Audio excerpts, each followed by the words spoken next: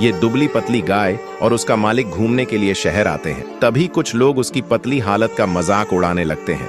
दुखी होकर गाय और उसका मालिक हरे भरे घास के मैदान में चले जाते हैं। वहां गाय का मालिक गाय को खूब सारा घास खिलाता है और खुद बादाम खाता है और गाय को भी बादाम खिलाता है।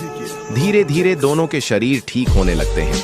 फिर वे दोबारा शहर वापस आते हैं। लोग उन्हें देखकर हैरान रह जाते हैं। ये क्या, आपने अभी तक इस मालिक को लाइक नहीं किया?